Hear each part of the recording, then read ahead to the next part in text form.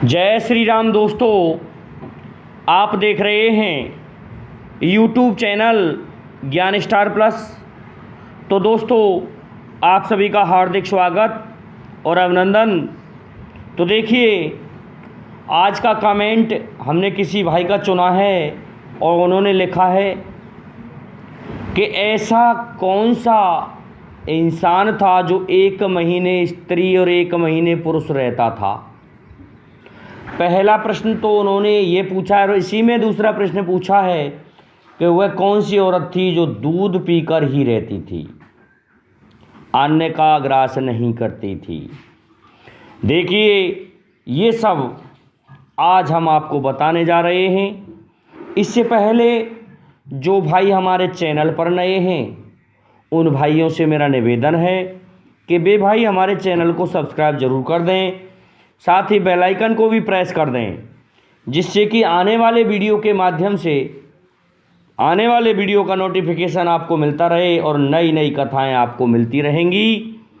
बहुत सुंदर कथा है दोस्तों। महाभारत पुराण के 2 खंड से ये लिया गया है। ये आपको पेज संख्या 7 से ही मिल जाएगा। तो देखिए, इसे हम एक कथा के माध्यम से बताएंगे कि ऐसा कौन सा पुरुष था और किसने किसको ये कथा सुनाई। तो आप सुने, ये मैं कथा के माध्यम से सुना रहा हूँ दोस्तों। प्रसंग कुछ इस तरह से है कि राजा परीक्षित ने पूछा कि हे सूत जी महाराज, आप ये बताइए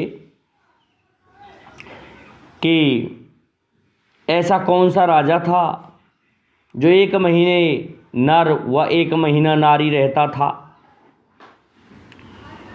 तो हे भगवान, आपने सभी मनवंतरों की कथा मुझे सुनाई है, उसमें अनंत शक्तिशाली भगवान के द्वारा उत्पन्न किए हुए ऐश्वर्यपूर्ण चरित्रों का वर्णन भी सुनाया है और मैंने उसका श्रवण भी किया है। आपने कहा था कि पिछले कल्प में अंत में द्रविड़ देश के स्वामी राजर्षि सत्यव्रत ने भगवान की सेवा में ज्ञान प्राप्त किया और वही इस कल्प में वैवस्त मनु हुए। तो देखिए दोस्तों, सत्यव्रत अगले कल्प में वैवस्त मनु बने और वही इस कल्प में जब वैवस्त मनु बने तो आपने इक्ष्वाकु आदि नरपति पुत्रों का भी वर्णन मुझे सुनाया है। तो हे भगवान, आप कृपा करके उनके वंश और वंश में उत्पन्न होने वाले अलग अलग चरित्रों का वर्णन आप मुझे सुनाइए। तो इस पर सूत जी कहते हैं कि इस प्रकार सुखदेव जी से प्रश्न करने के पश्चात कहने लगे सुखदेव जी, कैसा है ब्रह्मवादी ऋषियों की सभा में राजा परीक्षित ने जब ये प्रश्न किया, तब धर्म के परम मर्मज्ञ भगवान श्री सुखदेव जी ने इस तरह से कहा कि तुम मनुवंश का वर्णन संक्षेप में सुन लो। विस्तार से तो बहुत समय लग जाएगा, इसलिए मैं संक्षेप में ही कहता हूँ। तो जो परम पुरुष परमात्मा छोटे बड़े सभी प्राणियों के आत्मा हैं, प्रलय के समान केवल वही थे, अर्थात प्रलय के समय भी वैवस्त मनु ही बचे थे, बाकी सबका अंत हो गया। तो ये विश्व तथा और कुछ भी नहीं था, अर्थात यही उस परम तत्व के अंश थे। तो महाराज, उनकी नाभि से एक सुवर्ण में कमल कोश प्रकट हुआ, अर्थात कमल का पुष्प प्रकट हुआ और उसमें से ब्रह्मा जी का आविर्भाव हुआ, अर्थात प्रकट हुए ब्रह्मा जी। और ब्रह्मा जी ने अपने मन से मरीच और मरीच के पुत्र फिर कश्यप हुए। तो देखिए, उनकी धर्मपत्नी दक्षनंदिनी अदिति से विवस्वान सूर्य का जन्म हुआ। तो विवस्वान की संज्ञा नामक पत्नी से श्राद्ध देव मनु का जन्म हुआ था। तो परीक्षित सुनो, परम मनस्वी राजा श्राद्धदेव ने अपनी पत्नी श्रद्धा के गर्भ से 10 पुत्र उत्पन्न किए और उनके नाम इस प्रकार थे। इक्ष्वाकु पहला पुत्र था, नृग, शर्याति, दिष्ट, धृष्ट, करुष, नारिष्यंत, प्रसद्र और नाभाग और कवि थे। ये 10 पुत्र उत्पन्न हुए थे श्रद्धा से दोस्तों।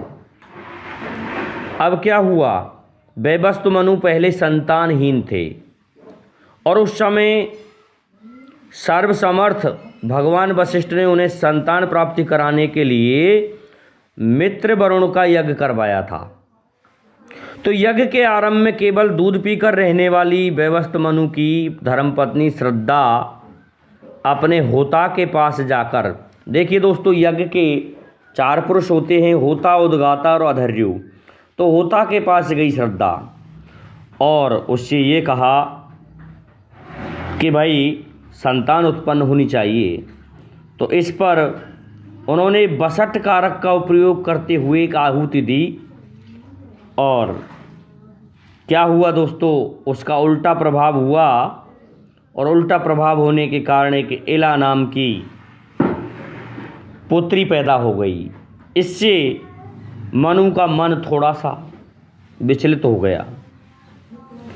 तो देखिए इस इला का क्या किया गया, इस इला को ही अंत में उन्होंने अपने मंत्रों से अभिमंत्रित करके पुरुष बना दिया, जिसका नाम सुदुम्न रखा गया दोस्तों। अब सुदुम्न एक दिन घोड़े पर सवार होकर के जंगल में गए हुए थे अपने मंत्री आदियों सहित। और हुआ क्या, जब घोड़े पर शिकार करने वो जा रहे थे कि वो एक ऐसे स्थान पर पहुंच गए कि वीर सुदुम्न का जैसे ही पहुंचे उस स्थान में, मेरु पर्वत की तलहटी में, तो उसमें भगवान शंकर और पार्वती विहार करते थे। और भगवान शंकर जब पार्वती के साथ विहार कर रहे थे तो उन्होंने पार्वती को प्रसन्न करने के लिए एक ही बात कही थी कि मेरे अतिरिक्त इस स्थान में जो भी कोई प्रवेश करेगा वो स्त्री हो जाएगा। तो देखिए दोस्तों क्या हुआ, जैसे ही उस तलहटी में प्रवेश किया तो सभी घोड़े घोड़ी हो गए और राजा सुदुम्न स्त्री बन गया, उसके मंत्री भी स्त्री बन गए। इस प्रकार सभी एक दूसरे की ओर देखने लगे।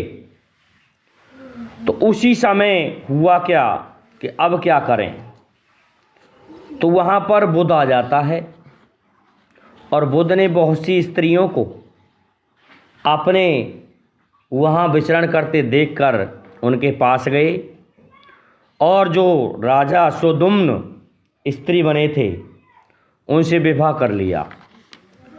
और उनसे विवाह करने के पश्चात क्या हुआ कि उनसे एक पुत्र उत्पन्न हुआ।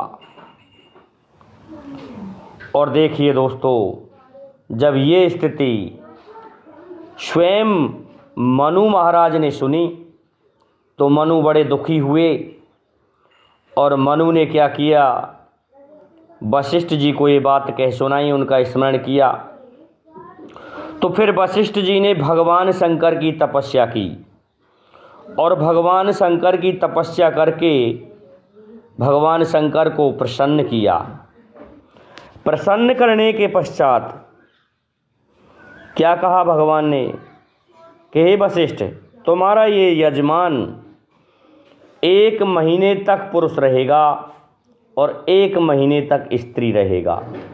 ये स्वयं भगवान शिव ने कहा था सुदुम्न के लिए।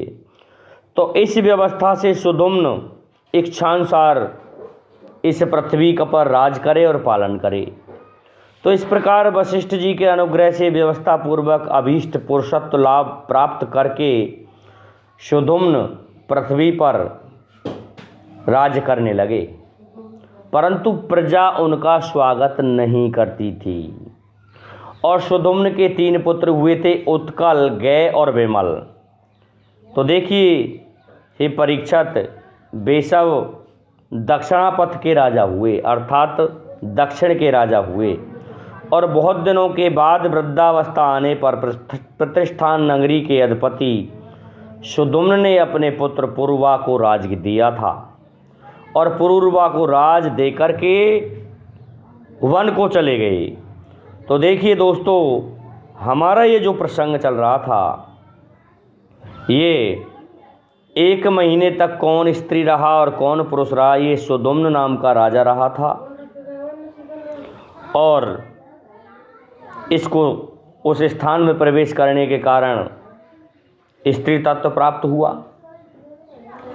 और ये पहले भी स्त्री ही था, क्योंकि जब पैदा हुआ था उस समय इसका नाम इला था, और इला को ही वशिष्ठ जी ने मंत्रों के द्वारा पुत्र बनाया था और इसका नाम सुधुम्न रखा था। लेकिन देखिए, जिसके भाग्य में जो लिखा रहता है, अगर वो स्त्री है तो फिर वो स्त्री ही रहेगा।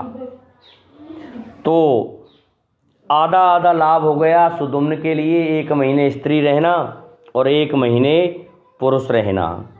तो देखिए दोस्तों, ये हमारे जो कमेंटियर हैं, जिन्होंने ये कमेंट किया था कि 1 महीने पुरुष कौन और 1 महीने स्त्री कौन रहता था, ये इला की कहानी है, जो कि मनु के पुत्र सुधुम्न नाम से प्रसिद्ध हुए थे। मनु दोस्तों, कल्प समाप्त होने के पश्चात दूसरा मनु आता है। कई मनु हुए हैं, आप सुनते चले आ रहे हैं। वैवस्वत मनु अलग है, मनु अलग है, स्वयंभू मनु अलग है। इस प्रकार से मनुओं के वर्णन हैं। तो दोस्तों, आप हमारे इस वीडियो को लाइक, शेयर और सब्सक्राइब कीजिए, साथ ही बेल आइकन को भी प्रेस कर दीजिए, जिससे कि आने वाले वीडियो का नोटिफिकेशन आपको मिलता रहे। दोस्तों, जय